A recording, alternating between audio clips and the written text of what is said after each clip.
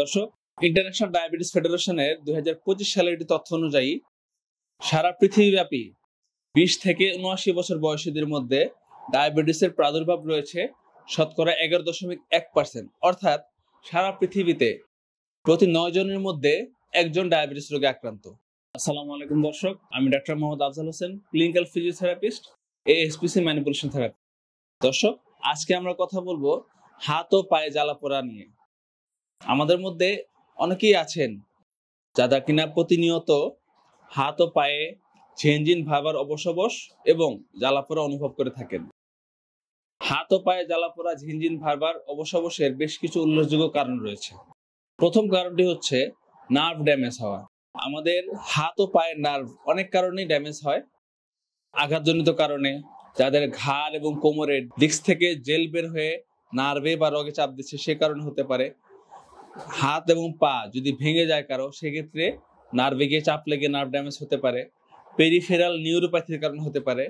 এমনকি যাদের দীর্ঘদিন ধরে অনিয়ন্ত্রিত ডায়াবেটিস থাকে তাদেরও এই হাত ও পায়ে জ্বালাপোড়া হতে পারে। দর্শক, ইন্টারন্যাশনাল ডায়াবেটিস ফেডারেশনের 2025 সালের একটি তথ্য অনুযায়ী সারা পৃথিবীব্যাপী 20 থেকে 79 বছর বয়সীদের মধ্যে ডায়াবেটিসের প্রাদুর্ভাব রয়েছে শতকরা 11.1%। অর্থাৎ সারা পৃথিবীতে প্রতি 9 জনের মধ্যে একজন ডায়াবেটিস রোগে আক্রান্ত।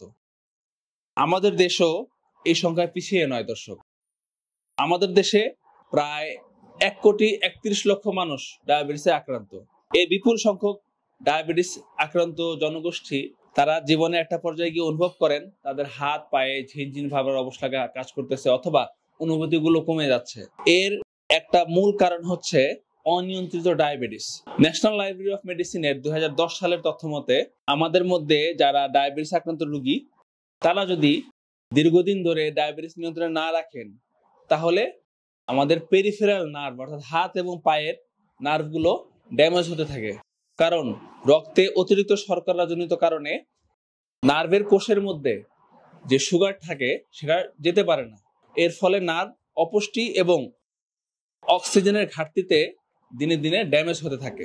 কিভাবে আমি এই হাত ও পায়ে ঝিনঝিন ভারবার অবশ জ্বালাপোড়া থেকে মুক্তি পেতে পারি? দর্শক, আমাদের যাদের ডায়াবেটিস শনাক্ত হয়েছে, শনাক্ত হওয়া মাত্রই আমরা একজন ডায়াবেটিস বিশেষজ্ঞের পরামর্শ অনুযায়ী অবশ্যই ডায়াবেটিস নিয়ন্ত্রণ করতে হবে।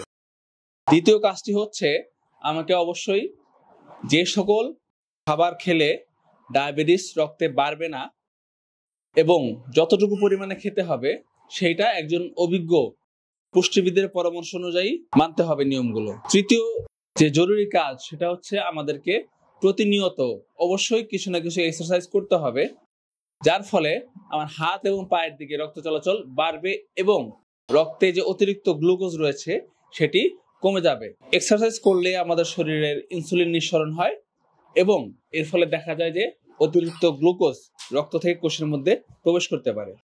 চতুর্থত হচ্ছে আমাদের অলরেডি যাদের নার্ভ ড্যামেজ শুরু হয়ে গিয়েছে, অর্থাৎ আমরা যারা হাত ও পায়ে ঝিনঝিন ভাবার অবশ বোধ করতেছি বা কষ্ট পাচ্ছি, তারা একজন অভিজ্ঞ বিশেষজ্ঞ ফিজিওথেরাপিস্টের পরামর্শ অনুযায়ী কিছু ম্যানুয়াল থেরাপি চিকিৎসা নিতে হবে এবং পুরো চিকিৎসা শেষ হওয়ার পর বেশ কিছু এক্সারসাইজ আমরা শিখে যাব যেগুলো বাসায় নিয়মিত করব।